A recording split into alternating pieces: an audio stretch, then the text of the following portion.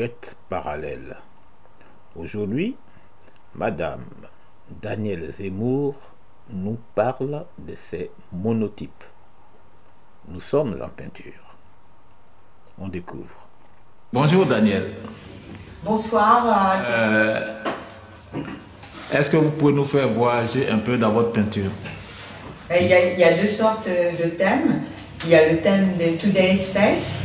Ce sont des visages que je crée tous les jours en m'amusant avec un calame et de l'encre, soit du brunois, soit de l'encre de Chine. Et en fait, ce sont des visages qui... il n'y a aucune réflexion dans ma manière d'y aller, de peindre. Ce sont des visages qui provoquent en moi, on va dire, un certain réconfort. Je peux y trouver la dualité, la rage que j'ai en moi, le chagrin, quelquefois la nostalgie, et le décor aussi, le décor visuel, mon décor industriel qu'il y a en bas de chez moi, des trains, du sable, des choses qui m'enchantent, qui enchantent mon regard.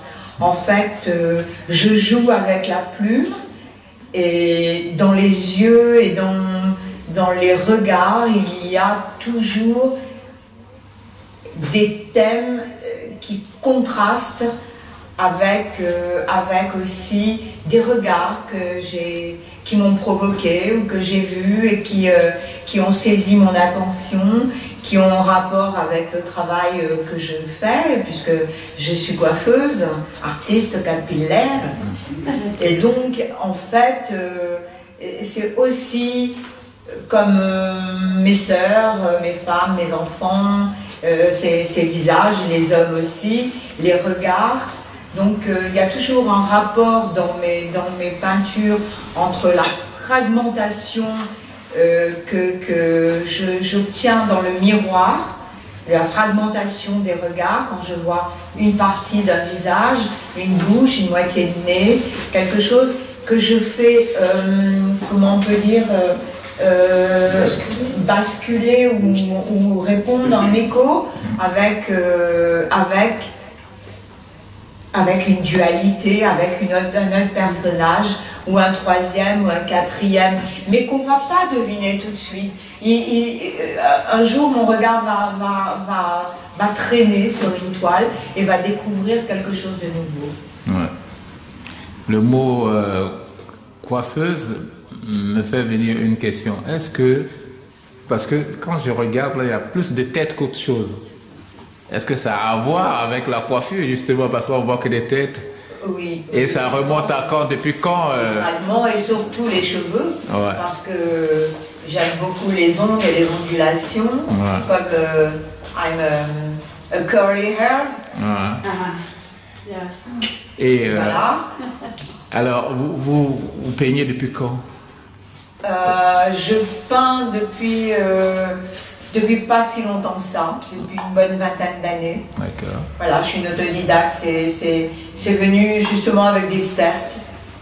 J'ai travaillé le cercle à force de regarder les visages, l'ovale des visages, le conditionnement des traits dans le visage, les mâchoires, la relation des mâchoires avec le cuir chevelu, avec la forme de la tête, l'équilibre aussi, hein, l'équilibre des formes, tout ça, ça m'a impressionné dans le visage, chez les hommes comme chez les femmes. Voilà.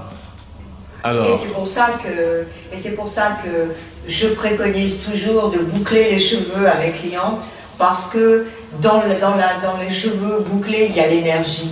Il y a toujours l'énergie que je connais, l'énergie pulse, ouais. qui part comme chez cette charmante jeune fille, comme ma charmante copine et comme ma cliente. J'ai beaucoup de boucles. Oui, ils le sont. Alors pour quelqu'un comme moi qui connaît rien du tout dans la peinture, est-ce que ça c'est de l'abstrait que vous faites?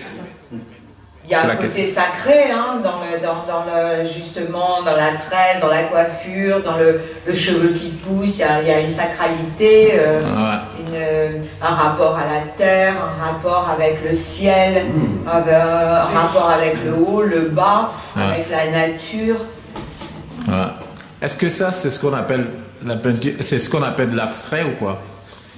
Les monotypes, ce qu'il y a, c'est que moi j'aime le hasard, j'aime les choses qui m'arrivent lorsque je les ai pas cherchées ou lorsque je les ai titillées un tout petit peu.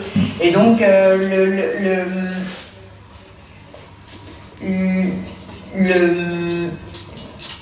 la relation que j'ai justement avec comment ça s'appelle? Avec la peinture. Le monotype. C'est que on ne sait pas ce qui va sortir. Voilà. On étale sur un verre la peinture, après on fixe et après on crée les formes que l'on souhaite, mais qu'on cherche, etc. Et voilà, et ça sort comme ça sort. On presse et après on découvre. D'accord. Voilà. De quoi voulez-vous nous parler, hormis les questions que j'ai posées? Qu'est-ce que vous pouvez nous dire que si je n'ai pas posé de questions, je n'ai pas posé toutes les questions alors. Que la beauté, que la recherche de la beauté est mon moteur majeur et que elle me défait la beauté chez les êtres, dans les êtres, à l'intérieur comme à l'extérieur. Enlève mon angoisse, tout à fait. Voilà.